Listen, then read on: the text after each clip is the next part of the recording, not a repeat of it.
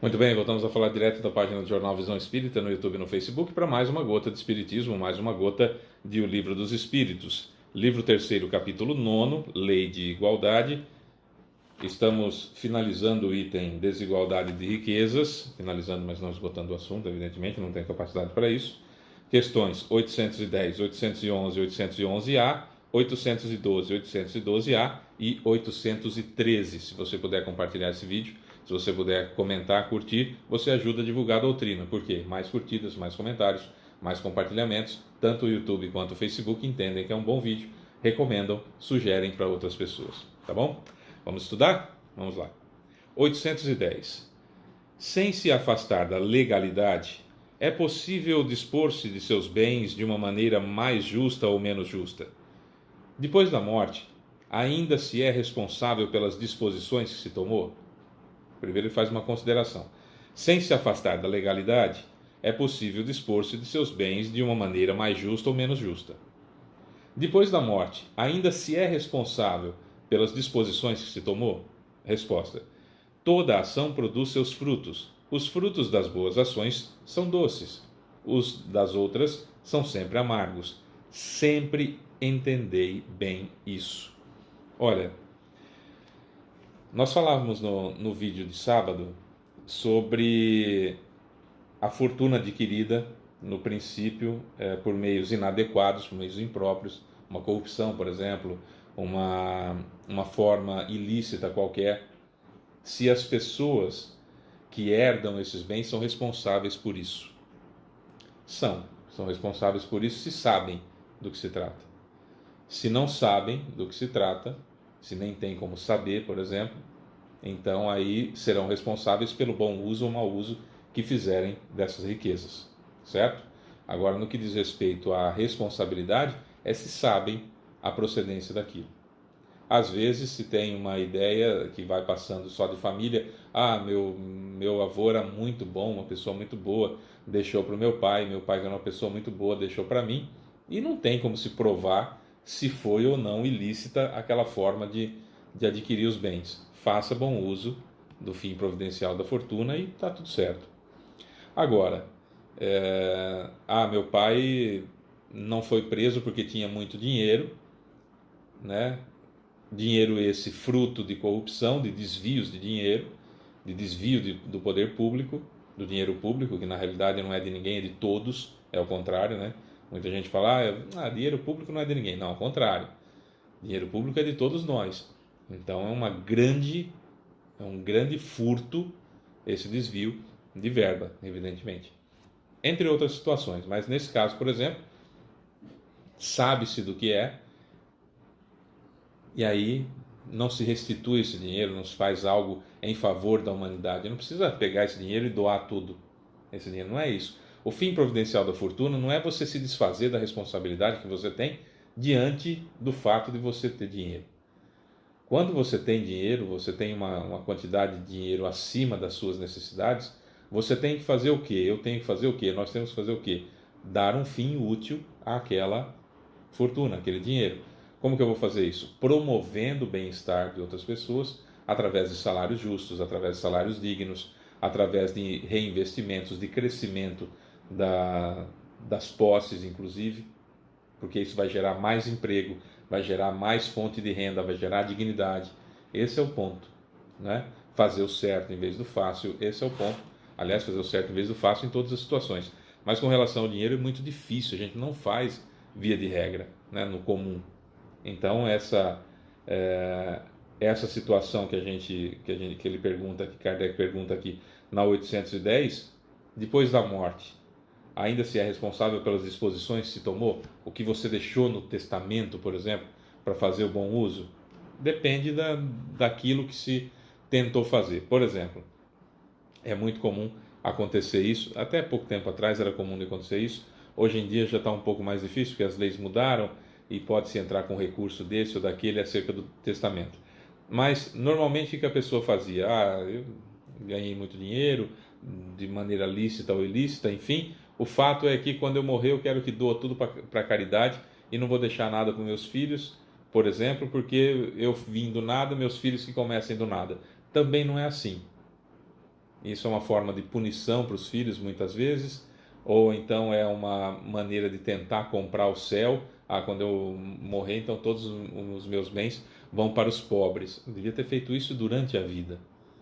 Então, o lance é a intenção, é o que está lá no fundo do coração, que é o que reflete no seu perispírito, que é o que reflete no meu perispírito, que é o que reflete no perispírito de todos nós, aquilo que se fez de coração, né?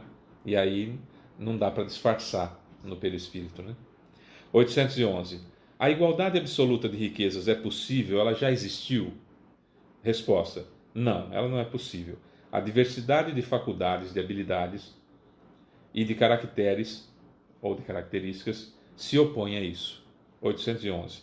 No entanto, há homens que acreditam que esse seria o remédio para todos os males da sociedade. O que pensais a respeito? Resposta: são sistemáticos ou ambiciosos e invejosos. Não compreendem que a igualdade com que sonham seria logo destruída pela força das circunstâncias. Combatei o egoísmo. Aí está a vossa praga social.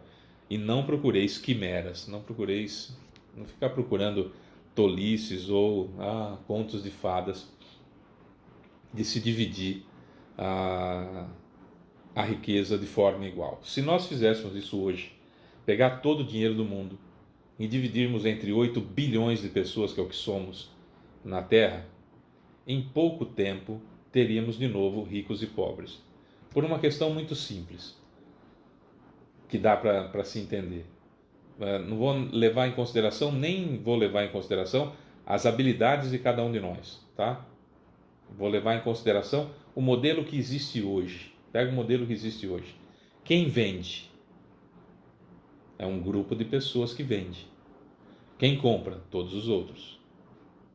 Quem produz? É um grupo pequeno de pessoas que produz. Quem consome? Todos os outros. Quem rege o mercado como um todo? São poucos. Quem consome desses mercados? Todos. Então o que vai acontecer? Aqueles que possuem, que são os donos das engrenagens, vão ficar ricos de novo em pouco tempo, enquanto os outros não. Então combater o egoísmo é uma forma de resolver isso. Sim, aí sim. Agora voltando às habilidades de cada um de nós. Tem gente nessa encarnação, vamos pegar uma encarnação, essa encarnação. Tem gente que tem habilidade para fazer cirurgia cerebral. E tem gente que não pode ver sangue. Certo? Tem gente... Quantas pessoas podem fazer cirurgia cerebral? São poucas pessoas. Portanto, é uma mão de obra mais escassa. Essa mão de obra mais escassa fatalmente vai ser procurada por um monte de gente. Certo? Então você vai ter, numa cidade, por exemplo, um neurocirurgião, e todas as pessoas que precisam de cirurgia vão procurar esse sujeito. Então a riqueza já vai sair de uma mão e para outra. Concorda? Você vai pagar, são 10, 20, 30 pagando para um para fazer a cirurgia. Já deu diferença de riqueza imediatamente. Percebeu? É nesse sentido que vai acontecer. Isso com todas as profissões, né? Isso com todas as profissões. Aí tem engenheiro civil, engenheiro elétrico, maquinista de trem, um exemplo, certo? Projetista de automóvel, projetista de máquina agrícola, quem tem uma fazenda que planta arroz. Então, tem um grupo de pessoas que planta arroz e todos os outros consomem arroz. Então é um monte de gente dando dinheiro para aquele que produz o arroz, para comprar o arroz. Então nós vamos ter um gastando dinheiro para comer e o outro recebendo dinheiro porque aquele precisa comer. Percebeu como que vai acontecendo a diferença?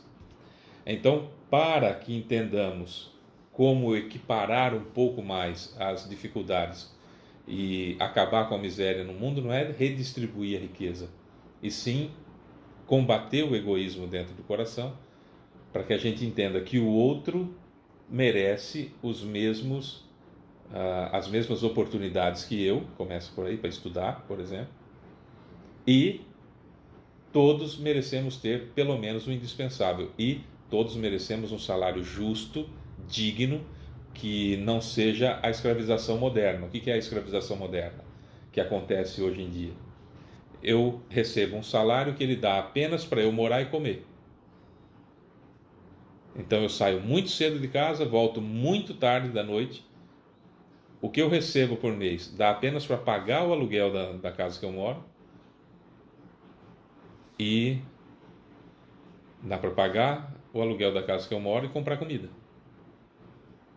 E ainda não tanto quanto precisaríamos, não com tanta qualidade quanto precisaríamos. Então, veja, o que era a escravização antigamente? Você oferecia um quarto, um lugar, uma senzala, que o sujeito voltava para lá, tinha uma comida parca lá, e ele comia aquela comida parca, dormia e no outro dia ia trabalhar de novo. Guardando as devidas proporções, vivemos hoje, muitos de nós, em escravização moderna. Enquanto há um enriquecimento gigantesco por parte daqueles que dominam a cadeia produtiva. Entendeu como é que funciona? Se redistribuíssemos todo o dinheiro, toda a fortuna hoje, né? Iríamos comprar a casa de quem? Ninguém mais vai ter casa, vai tirar a casa de todo mundo, vai distribuir, vender tudo, distribuir o dinheiro de forma igual, tal. Tá, beleza, e aí?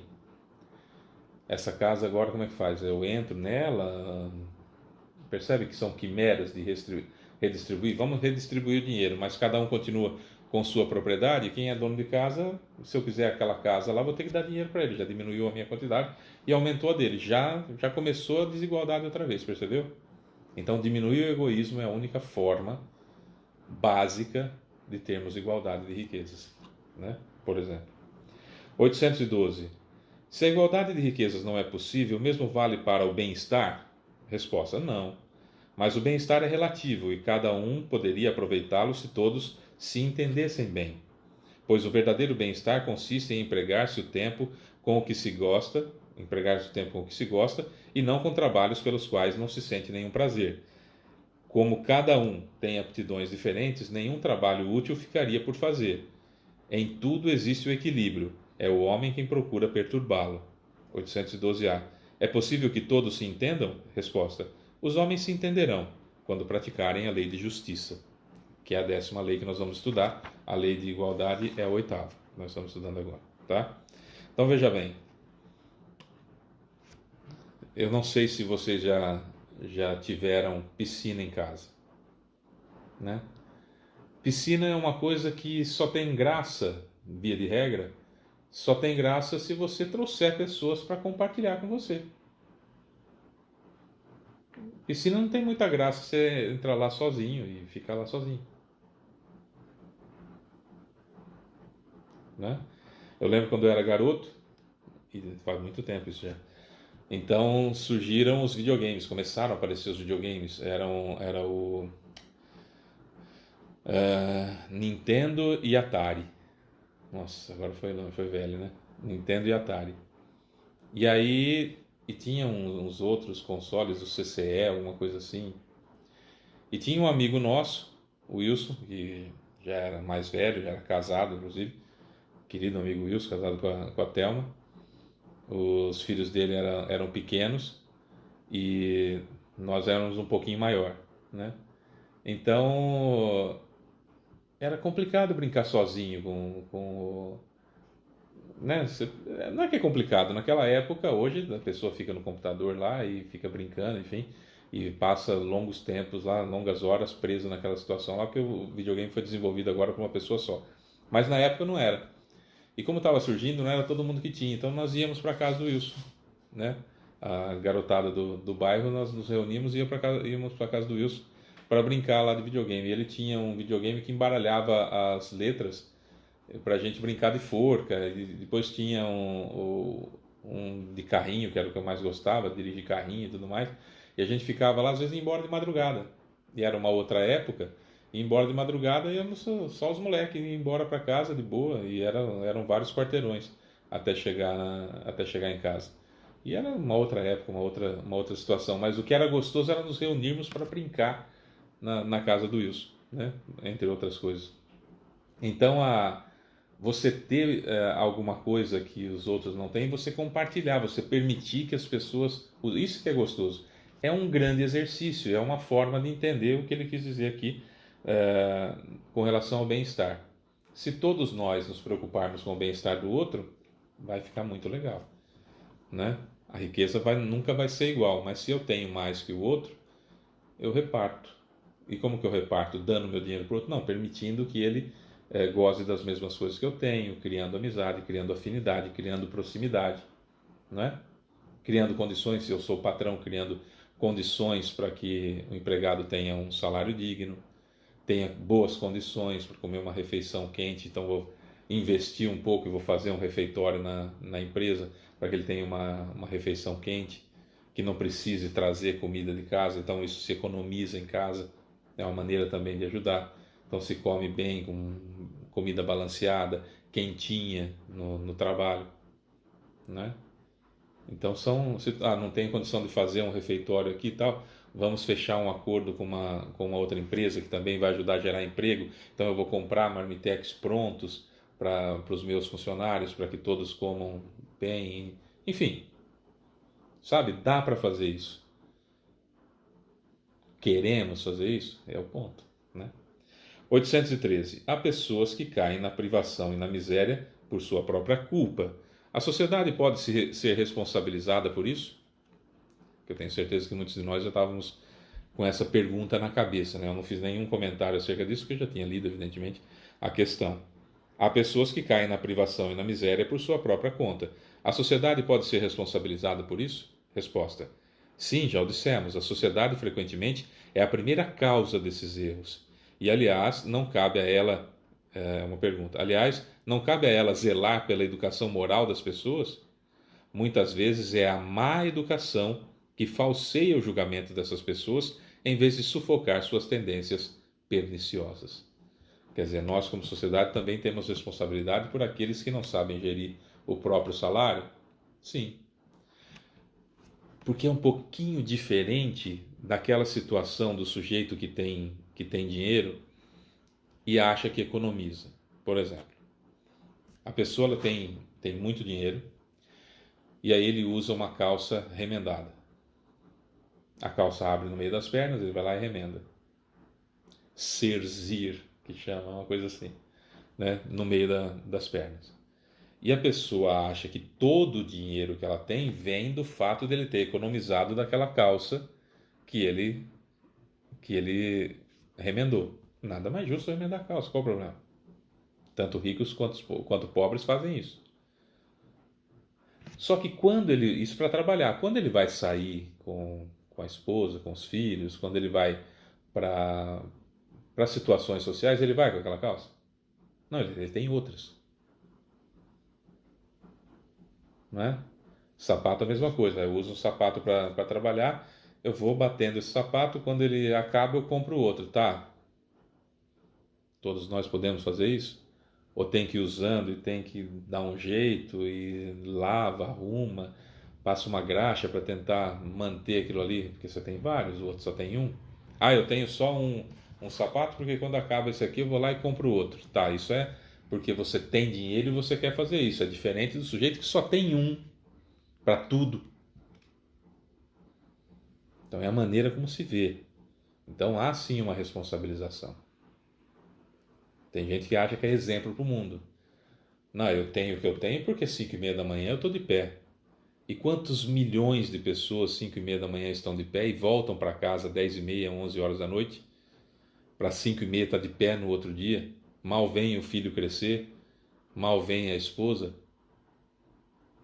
mal tem tempo para pensar em alguma coisa que não o estresse do transporte público lotado e a dificuldade da subalternidade, que é muito difícil ser subalterno, e lidar com o orgulho e a prepotência daqueles que estão hierarquicamente acima de você, vivendo isso dia após dia, dia após dia, dia após dia, dia após dia, massacrando desde a autoestima até tudo que se possa ter de pensamento nobre, essa pessoa também levanta às 5:30 da manhã. Existe um negócio chamado planejamento encarnatório, existe um negócio chamado karma, eu não gosto muito dessa palavra, mas enfim, karma. Existem as necessidades de aprendizado, existem as provas voluntárias que nos colocamos, uns com a riqueza, outros com a pobreza. Então, pera lá. Se achar superior e colocar a culpa no outro pelo estado que ele se encontra também não é bem assim. Ah, mas eu conheço uma pessoa, relatos que começam assim, eu conheço uma pessoa num universo de 8 bilhões de pessoas, e achar que dá para montar uma teoria porque conhece uma pessoa já me irrita. Me perdoem, não sou perfeito, então eu fico irritado mesmo com pessoa assim. Ah, eu conheço uma pessoa que, nossa, não importa o que você faça, ela quer viver na rua, ela quer morar na rua. Então significa que todas as pessoas, a pessoa admite isso, que todas as pessoas em situação de rua estão lá porque querem. Porque conhece uma pessoa, num universo de 8 bilhões de pessoas, de 30 bilhões de espíritos ao todo na Terra. Conhece uma pessoa e monta uma teoria. É muita soberba, né? É muita soberba. Pera lá. Há casos e casos. E vai lá no cerne daquela situação. Por que é que a pessoa está naquilo? Como que ela chegou? Qual foi a situação? O que levou aquilo? A estrutura pesada do mundo nas costas que levou àquela situação? O planejamento encarnatório? A necessidade expiatória? Espera lá. Não dá para a gente julgar uma situação por uma pessoa. Já é ruim falar isso. Imagina então aqueles que dizem assim. Vou dar um exemplo de comida que é sempre interessante e a gente se lembra depois. Não sei porque as pessoas colocam cebola na pizza. Ninguém gosta de cebola na pizza. Tiro por mim, eu não gosto. Então, olha só, a pessoa fez uma análise de 8 bilhões de pessoas encarnadas, porque o ninguém significa 8 bilhões de pessoas encarnadas. Ninguém gosta de cebola na pizza porque a pessoa não gosta. Eu tiro por mim. É a ideia de medir o mundo por si mesmo. Que coisa horrorosa. Isso é tão grave que quando a gente começa a prestar atenção na vida daquela pessoa, chegam a ser cruéis suas atitudes, porque sempre a medida do bom e do mal, do certo e do errado, é o que ele faz. Isso é grave. Como combater isso? Combatendo o orgulho, combatendo o egoísmo. Quando nós conseguirmos combater o orgulho e o egoísmo, vamos combater tudo isso. Quando nós combatermos o egoísmo, nós vamos entender que tem direito a um mínimo de dignidade todo ser humano, independentemente de raça, cor, credo, onde nasceu, quem são seus pais, quem não são, etc, etc. Aí mudamos. É isso, ficou um pouquinho mais longo, mas não dava para separar essas questões e fazer outro vídeo. Amanhã nós vamos falar de provas da riqueza e da miséria. Eu sou Fábio Pereira, essa é mais uma Gota de Espiritismo. Amanhã tem mais. Beijo para você que fica. Tchau.